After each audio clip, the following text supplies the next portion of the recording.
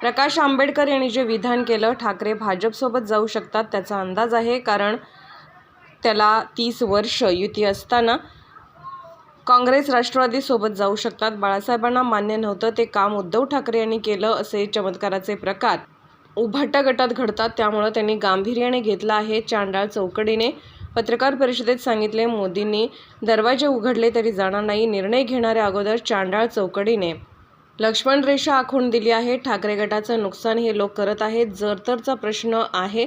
भाजपची जी रणनीती असते, त्याला वाटलं ते आले तर स्वागत करू, एखाद्या ठिकाणी झालं तर काय होतं. नरेश म्हस्के यांची समजूत काढली आहे.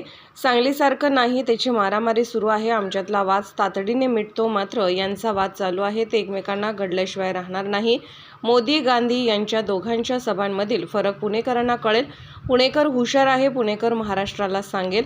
हेलिकॉप्टर क्रश झाल्याची घटना घडली, ती दुर्दैवी आहे. मात्र जादूटोणा करणाऱ्यांनी खिशात मंत्र असू द्या. सर्व नेत्यांनी प्रवासात काळजी घ्यावी. अशा घटना निवडणूक काळात घडतात. याकडे सर्वांनी गांभीर्याने घेतलं पाहिजे. अधिक रिस्क घेऊ नये.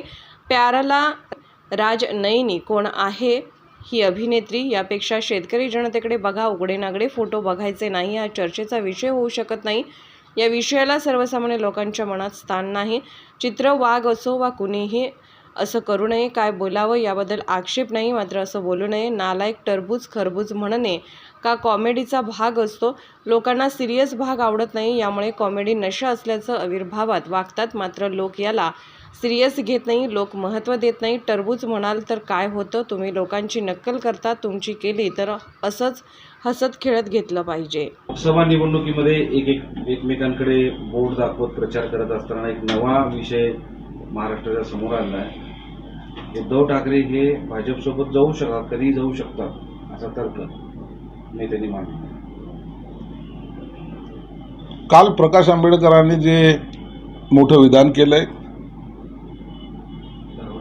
उद्धव ठाकरे साहेब कधीही भाजपसोबत जाऊ शकतात, हा त्यांचा असलेला अंदाज आहे. परंतु त्याला कारणही तसे आहेत. ज्यांच्याबरोबर 25-30 वर्षाची युती होती, त्यांना सोडून ते काँग्रेस राष्ट्रवादी बरोबर जाऊ शकतात. जी युती कधीही शिवसैनिकांना मान्य नव्हती, शिवसेना प्रमुखाला कधी काँग्रेस बरोबर जाणं मान्य नव्हतं, ते अखेरचं काम उद्धव ठाकरे साहेबांनी केलंय.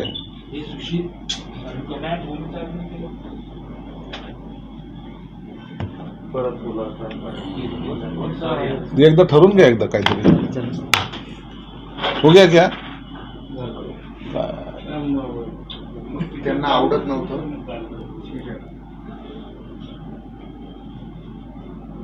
पुन्हा रिपीट करायचं का तर करायचं. सर, प्रकाश आंबेडकर काल असं म्हणाले की उद्धव ठाकरे हे केव्हाही भाजप सोबत जाऊ शकतात. काय तुमचं म्हणणं? काल प्रकाश आंबेडकर साहेबांनी एक मोठं विधान जे केलंय की उद्धव ठाकरे हे कधीही निवडणुकीनंतर भाजपबरोबर जाऊ शकतात. त्यामागचे कारण बी तसेच आहेत. त्यांना एक बेस पण आहे. जर शिवसेना भाजपबरोबर 30 वर्षाची युती होती, ती तोडून सुद्धा ते काँग्रेस आणि राष्ट्रवादी बरोबर गेलेत, हे कधी कल्पनेच्या बाहेरचं आहे ना. ती युती कधी ना शिवसैनिकाला आवडली होती, आणि पूर्ण हयात ज्या शिवसेना प्रमुखांनी सांगितले होते की काँग्रेस बरोबर कधी जायचं नाही, नसतं मी माझी दुकान बंद करेल, तरी ते गेले. तर हे असे चमत्काराचे जे काही प्रकार आहेत, हे उभाटा गटामध्ये घडतात. म्हणून त्या विधानाला थोडंसं गांभीर्याने त्यांनी घेतलं असावं. परंतु त्यांचे काही जी चांडाळ चौकडी आहे, त्याने मला वाटतं आज सकाळच्याच प्रेसमध्ये असं सांगितलेलं आहे की मोदी साहेबांनी कितीही दरवाजे उघडे ठेवले असले तरी आम्ही त्या दरवाज्यातून आज जाणार नाही. जायचं का नाही जायचं हे ठरवणारा नेता बाजूला, परंतु या चांडाळ चौकडीने पहिले त्यांना लक्ष्मण रेषा आखून दिलेली आहे. मला तरी वाटतं की उभाटा गटाचं पूर्णपणे सफाया केल्याशिवाय ही चांडाळ चौकडी शांत बसणार नाही. जेवढं काही करता येईल या लोकसभेमध्ये आपण पाहाल की त्यांचं जेवढं काही नुकसान करता येईल तेवढं करायचा प्रयत्न हे लोक करतायत. म्हणून त्याच्यावर आता भाष्य करणं योग्य नाही. 4 जूनच्या नंतर खऱ्या अर्थानं कुणाची काय लायकी हे सुद्धा कळेल. पण जर असं समीकरण भविष्यात जर शक्य झालं तर तुम्ही त्यांचं त्या समीकरणात स्वागत कराल? हा जरताचा प्रश्न आहे. परंतु भाजपची जी काही रणनीती असते किंवा राजकीय जे काही गणितं असतात, जर त्यांना वाटलं तर निश्चित त्यांनी ते जर आले तर त्यांचंही आम्ही स्वागत करू. तुम्ही उमेदवार जाहीर केल्यावर अनेक ठिकाणी नाराजी बघण्यात आली. आता ठाण्यामधून तुम्ही नरेश म्हस्के यांना उमेदवारी दिली आणि तिथं ते आमदार गणेश नाईक नाराज झाले अशा पद्धतीची चर्चा आहे. हे सारखं तुम्ही उमेदवार जाहीर करता आणि हे भाजप नाराज होतं असं चित्र दिसतंय. आमचं एखाद्या ठिकाणी झालं तर काय होतंय, सगळ्या त्या भाजपच्या नेत्यांनी आज गणेश नाईकाची यांची सर्वांची समजूत काढलेली आहे. ते सगळं काही ठीक होणार आहे. माहितीचा प्रचार हे करणार आहे. आमचं असं नाही आहे, सांगलीसारखं नाही आहे. तिथं अनेक वाघ तयार झालेले आहेत आणि वाघामध्ये मारामारी चालली. आणि वनरक्षक जो आहे तो संजय राऊत, जो वाघ जिंकेल त्याला सर्टिफिकेट द्यायला त्या गेटवर बसलेला आहे. म्हणून आमच्यातला वाद हा तातडीने मिटला जातो. त्याच्यानंतर कधी त्याच्यावर भाष्य होत नाही. हे महायुतीचं वैशिष्ट्य आहे. आणि यांचा वाद जो चालू आहे तो आज सगळ्यात चालू आहे. आणि तुम्हाला वाटतं भविष्यामध्ये हे एकमेकाला पाडल्याशिवाय गाडल्याशिवाय राहणार नाही. रोहित पवार यांनी एक सोशल मीडियावर पोस्ट केलेली आहे. त्यांनी बारामती सहकारी बँकेवर गंभीर आरोप केलेले आहे. त्यांचं म्हणणं असं आहे की बारामती सहकारी बँकेतून 500 रुपयाच्या नोटा गायब झाल्या आहेत आणि या नोटा गायब होण्यामागे लोकसभा निवडणुकीचं लूक आहे असं त्यांचं म्हणणं आहे. संबंध जोडलेलं आहे. काय आरोपाला अर्थ आहे का? 500च्या नोटा गायब झाल्या तर रोहित पवारला सांगा, बाबा शरद पवार साहेबांच्या पठडीमध्ये काम करतोस, पवार साहेबांनी त्या नोटा कुठं ठेवल्यात हे शोध. बँकेत जाऊन काय शोधतो? बँकेत थोडे असे पैसे काढायचे असतात. ते पवार साहेबांनी कुठं ठेवले याचा शोध घ्यायचं काम रोहित पवारने केलं पाहिजे. म्हणून आता पैसा कसा वाटायचा याचं तंत्रमंत्र ज्यांना माहिती आहे त्यांच्याकडे ते 500च्या नोटा गेलेल्या आहेत आणि ते आता तुम्हाला काही दिवसामध्ये त्या मतदारसंघामध्ये चलनात येताना दिसतील. त्यांचं म्हणणं आहे की बँकेच्या खातेदारांना मागील काही दिवसांपासून 500च्या नोटा. रोहित पवार कुठं खातेदार आहे? रोहित पवार यांचा अप्रत्यक्षपणे अजित पवार यांच्यावर निशाण आहे. अहो रोहित पवार कुठे त्या बँकेच्या अकाउंटमध्ये जाऊन पैसे विड्रॉ करायला गेलेला आहे? कोणता खातेदार त्यांच्याकडे जाऊन रडलेला आहे? हे सगळ्या हवेतल्या गोष्टी आहेत. या हवेतल्या गोष्टी करण्यामध्ये एक वेगळं काहीतरी आम्ही विद्वानासारखं बोलतोय असं बोलणं मला वाटतं योग्य नाही आहे. हे बालिशपणाचं लक्ष्य नाही. आणखी एक विषय आहे की सुप्रिया सुळे यांना निवडून आणण्यासाठी स्वतः त्यांच्या आई आता मैदानात उतरले. प्रतिभा पवार या आज मैदानावर उपस्थित असणार आहे. महाराष्ट्रामध्ये 48 ठिकाणी लोकसभेच्या निवडणुका चालू आहेत. एक बारामतीमध्ये काय होईल, आपसामध्ये त्यांच्या नात्यागोत्यामध्ये काय चाललंय याकडे लक्ष देण्यापेक्षा बाकी गोष्टीकडे आपण लक्ष दिलं पाहिजे. मला वाटतं सुप्रिया सुळेची तर आई मैदानात उतरले, कोण कुणाचा भाऊ उतरेल, कोण कुणाच्या विरोधात बोलेल हे सर्व निवडणुकीच्या काळापुरतं असतं. हे जास्त काळ चालत नाही. त्याच पुण्यामध्ये सभा आहे. दोघांच्या सभेमधला फरक आता पुणेकरांना जाणवेल. मोदीचा साहेबांचं असलेलं व्हिजन आणि राहुल गांधीचं असलेलं व्हिजन याच्यामध्ये पुणेकर तसे हुशार आहेत. ते प्रत्येक गोष्टीला बारकाईने पाहतात. म्हणून ह्या दोघातलं काय फरक आहे आज पुणेकर खऱ्या अर्थानं महाराष्ट्राला सांगेल. आणि म्हणून राहुल गांधीचा सभेचा कितपत इफेक्ट तिथं होतोय हे तुम्हाला या निवडणुकीमध्ये दिसून येईल. आज एक नवीन घटना घडली की शिवसेनेच्या ठाकरे गटाच्या नेत्या त्यांना घेऊन जाण्यासाठी हेलिकॉप्टर आलं होतं. ते जाण्याअगोदर ते क्रॅश झालं. तर चिंता व्यक्त करतायत सगळेजण किंवा आता बरेच नेते हेलिकॉप्टरचा प्रवास जोरात सुरू आहे. मागच्या काही दिवसांमध्ये अशा घटना समोर आल्या होत्या.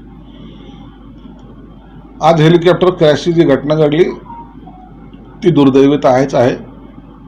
त्यात कोणतीही जीवितहानी झाली नाही ही समाधानाची बाब आहे. परंतु जे जादूटोणे करणारे त्यांनाही सांगेल, कुठेही प्रचाराला जाताना पहिले जादूटोण्याचं काही मंत्र सुपाऱ्या बिपाऱ्या खिशात ठेवून जात जा. असा जर एखादा प्रकार घडला तर दुसऱ्यावर आरोप लावायला तुम्ही मोकळे व्हाल. आणि सर्व राजकीय नेत्याला सांगतो, हे प्रवास थोडेसे टाळले तर बरं होईल. कारण की या प्रवासामध्ये जीवाचं रक्षणाची सुद्धा एक मोठी जबाबदारी स्वतःवर घ्यावी लागते. देवेंद्र फडणवीस साहेबांच्या सुद्धा हेलिकॉप्टरला असा 2 वेळा अपघात झाला होता. अमित शहांचा झाला होता, शरद पवार साहेबांच्या झाला होता. परंतु ह्या अशा घटना ह्या निवडणुकीच्या काळामध्ये घडतात, याकडे सर्वांनी गांभीर्यानं पाहिलं पाहिजे. जास्त रिस्क घेणे हे कधी कधी जीवावर बेततं, म्हणून आपण आपली काळजी घेणं हेच एक त्यावरचा पर्याय आहे. भाजपच्या चित्रा वाघ यांनी अभिनेत्री पॅराली उर्फ राज नयानी यांचा एक फोटो सोशल मीडियावर टाकला होता. त्यावरून ते असं म्हणलं की मी एक चारित्र्यवान कलावंत आहे आणि एका कलावंताचा अपमान केला म्हणून भाजप नेता चित्रा वाघ यांनी माझी माफी मागावी, अन्यथा मी त्यांच्यावर अब्रू नुकसानीचा दावा दाखल करेन, अशी भूमिका अभिनेत्री पॅराली उर्फ राज नयानी यांनी व्यक्त घेतली आहे. कोण आहे हा अभिनेता हे यांचे कशाला यांना मोठं करत बसता. निवडणुकीच्या काळामध्ये हे अशा विचित्र प्रकार मला वाटतं घडू नये. लोकांचे अनेक ज्वलंत प्रश्न आहेत, शेतकऱ्याचा असेल सर्वसामान्याचा, त्याच्याकडे लक्ष द्या. मला वाटतं हे महाराष्ट्रामध्ये ही संस्कृती नाही आहे. एकमेकाचे उघडे नागडे फोटो हेच पाहण्यासाठी महाराष्ट्राचे आता काय डोळे काय आसुसरले नाही आहेत. म्हणून या अशा गोष्टीला जास्त महत्त्व कोणी देऊ नये. याच्यावर पुन्हा आता डिबेट व्हायची शक्यता आहेत. अत्यंत विद्वान लोक याच्यावर बोलायला सुरुवात करतील. हा चर्चेचा विषय होऊ शकत नाही. अशा घटना महाराष्ट्रामध्ये घडता कामा नये आणि त्याच्यावर चर्चा सुद्धा होता कामा नये. नाही, पण त्यांनी संताप ह्याच्यासाठी व्यक्त केला की भाजपच्या नेता चित्रा वाघ यांनी त्यांना पॉर्न स्टारची उपमा दिली होती. ह्या विषयाला सर्वसामान्य माणसाच्या मनामध्ये कुठे स्थान नाही आहे. नाही, अशा घटना मला तरी वाटतं की ह्या मीडियासमोर असेल की लोकांच्या मनावर सुद्धा ते बिंबवण्याचा कोणी प्रयत्न करू नये. म्हणजे तुम्ही चित्रा वाघ असेल का आणखी कोणीही असेल, परंतु ह्या घटना असा इतक्या गांभीर्याने समोर येणं उचित नाही आहे. मी त्यांनी काय मांडलं त्याच्याबद्दल माझा काही आक्षेप नाही आहे. त्यांना अधिकार दिले, त्यांनी काय बोलावं, त्यांनी ठरवावं, परंतु अशा घटना नको. सध्याला लोकांसमोर अनेक ज्वलंत प्रश्न आहेत, त्यावर आपण बोललेलं बरं राहील. की चालता कामा नये. सिरियस पिक्चरही लोकांना आवडत नाही, म्हणून हे काही मध्ये कॉमेडियन आम्ही असतात राजकारणामध्ये, टोमणे मारणारे कॉमेडियन्स असतात, काही नशा केल्यासारखं वागणारे असतात. तसे आता राजकारणामध्ये सुद्धा अशा नेत्यांची भरती झालेली, म्हणून लोकसुद्धा यांच्याकडे आपला त्याला काय म्हणता येईल, आपला टाइमपास म्हणून पाहतात आणि याला कोणी सिरियस घेत नाहीत. या विधानांना टाइमपास म्हणायचं की विधान करणाऱ्यांना? विधान करणारे असो का त्यांनी केलेल्या विधानाला असो, अखेर लोक हसी मजाकमध्ये उडवतात ना. त्याला महत्व काय देतात? टरबूज म्हणला काय झालं? अरे तुम्ही एखाद्याला नावं ठेवता, जर एखाद्याने तुम्हाला नाव ठेवलं ना तर त्याला सुद्धा असंच हसी खेळीच्या वातावरणात घ्या. तुम्ही लोकांची नक्कल करता, एखाद्याने तुमची नक्कल केली ना, मग त्याच्याबद्दल आपण सुद्धा हसत खेळत त्याला ॲक्सेप्ट केलं पाहिजे. नसता माझ्यावर कोणी बोललं नाही पाहिजे असं जर तुमची भूमिका असेल तर ती सुद्धा बरोबर नाही.